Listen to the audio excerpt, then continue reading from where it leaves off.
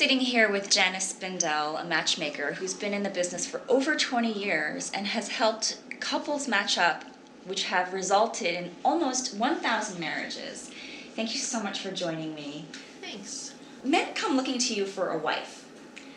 Why do people need a matchmaker? People need to outsource people if they're very serious about meeting somebody. What I do, nobody can do. Nobody can do it. I will leave no stone unturned until I find a guy his wife. And my net is a lot wider than theirs. I average probably somewhere between 22 and 2,800 women a month coming to me and applying to see if they fit into the profile of what my clients are looking for. So you don't just match how well people look together, or what do you look for exactly when you're looking for a match? Well, I own the minds of men. Men are looking for, in my mind, I call it the 4 Bs: beauty, brains, body, and balance. Then I leave the rest up to chemistry and the universe. Men are very visual. They fall in love through their eyes. Women fall in love through their ears. So for men, it's all about, what does she look like? Is she thin? Is she smart? Does she have a brain? I mean, it's a multitude of questions. So they come to me because I do the editing for them. I'm not a dating service. I don't fit a square peg into a round hole. Obviously, attraction is a very important component. Mandatory. Men have an allergy to fats. It doesn't matter if he has a belly. It doesn't matter if he's short and bald. It's irrelevant. Men are visual, and attraction is number one. So what do you find to be specific qualities between two people when you're matching them? Is there anything specific, or? Well, I have an uncanny sixth sense that I have been gifted with. 15% of my clients get married to their first introduction. You want to talk about scary? That's amazing. No, it's scary. It's really scary. That's huge. I That's introduce people based on what the man tells me he's looking for, what I think he should be with, and knowing the man inside and out, because I spend a lot of time with my clients. And then, obviously, the description and the profile of the woman. A woman has to fit into the profile of what my client is looking for in order for me to match her.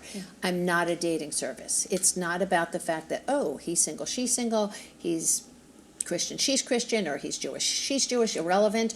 He wears pants, she wears a skirt, he has a pulse, she needs a date, let them go out and have a good time. That's not what I do.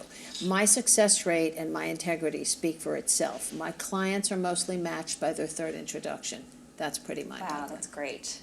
You don't waste any time. No, I don't. Some men think that having wealth is enough to meet the woman of their dreams. What do you think about that? Well, I don't deal with women that are gold diggers. I can smell them a mile away. So it's not about how much money a guy has. Those are that's an old wives' tale. Men are after a woman to get into her pants, and women are after a man for his wallet. That's so old. That's older than I am. And that's a long time ago. Even though matchmaking is a multi-billion-dollar business, and some men even offer you 6 figures to be a client of yours, yet sometimes you'll even reject them. Well, I refuse 75% of the women that I meet, and I refuse a very small percentage of the men I meet. Because I work basically through referral, the men would have to be really pretty bad in order for me to refuse them. What's bad? Well, rude, arrogant. I go out on simulated dates every day of the week. I'm at breakfast, lunches, and dinners with a man, a potential client, to really be judgmental on him. Part of the test is the restaurant he picks, how he treats me, how he treats the waiter. Is he drinking? Is he leaving to have a cigarette? Is he on his BlackBerry? I mean, I'm on a date with him, so I'm really being very judgmental on how he's behaving. So if I don't like the way he behaves with me, why would I ever take him on as a client? And that's how he would behave with a potential wife. No. Or if I think that he's workable, I'll take him on, and then my team will go ahead and redo him from head to toe. So a man doesn't just have to have a job and a home and things like that, but he really needs to have good character. He has to have good character. He has to have integrity. He has to be funny. I have to like him in order to work with him. I'm very hands-on. I'm very one-on-one. I really work 25/8.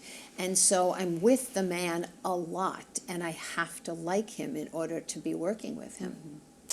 And about finding matches for your clients, you actually have a team of people actively going out and looking for people. Yes. What kind of qualities stick out to you? Like, how do you pick somebody out of a crowd? I hate to say it, but looks. First, because obviously after I get past the looks, I have to know if they're well-spoken, I have to know if they're articulate, I have to know if they're a nice person. I'm obviously looking for pretty skin, pretty hair, a nice smile, nice eyes, a sense of style. I mean, you know, men's lists are very, very long. But the first thing that I'm attracted to, if I'm at a benefit or if I'm at a hair salon or if I'm at an airport or a train station or a nail salon or shopping, I mean, wherever I am, the first thing I'm looking at is, oh my God, she's perfect for him. I know his type, done. And then I go up to her. And then I guess sometimes after talking with them, you find, this doesn't have a frame. Unfortunately, sometimes after I approach somebody, it doesn't work. And how about longevity? Do you know about the marriages you've helped put together? To my knowledge, I have not heard about any couples that have gotten divorced. I'm up to just under 1,000 couples. I actually, any minute, will be right there, I hope. To my knowledge, there are no divorces. There are lots and lots and lots and lots of babies, but I do not think there are any divorces, which is pretty wild because the statistics are against me, not with me. Right. But I guess because I introduce people to their real soulmates and they're not really young, in their low 20s, they tend to know what they want, and I'm beyond good at what I do, so you put the two together and you have a perfect match. Wow. A lot more women come to you than men, yet only about 1 out of 4 women actually get to meet men or actually get matched? Or? Well, it really depends. Obviously, there's 2 million more single women in almost every major cosmopolitan city than there are men. But at the end of the day, my clients are men. So, of course, I meet more women because there's more women out there. But again, the woman has to fit into the profile of what my client is looking for in order for me to match her. Okay. Is there any advice that you can give to women who aren't so lucky? Well, you know, the bottom line is that I tell women to be realistic with their expectations of what they're looking for. I mean, look in the mirror and don't let it be a magic mirror. Don't lie about your age and don't be unrealistic with your expectations. That's not going to get you anywhere. So I guess the long and short of it is when you're seeking romance, attraction really isn't enough, money isn't enough, there are so many different factors. We really need to have the help of somebody else, it seems like, in looking for love. You know what it is? People in today's day and age are very career-driven in most major cities. I'm headquartered in New York City. So obviously, people are always rushing, people are working, people are busy. And in order to meet somebody, if you're not in the right place at the right time, it's not going to happen. And that's why we need your help. Well, you know, matchmaking is a $21 billion industry. Now, that's including all the online, obviously, components of it, which probably make up a lot of that 21 billion, so I've been told. But at the end of the day, what I do is so needed, and you can't put a price on what I do. Love is recession-proof. I mean, I've brought a lot of very happy couples together and a lot of babies into this world. That's great. So thank you so much, Janis. My pleasure. True love is out there. He or she might be 1 in a million, but that's where a matchmaker can help. Thank you so much for talking with me. Thanks.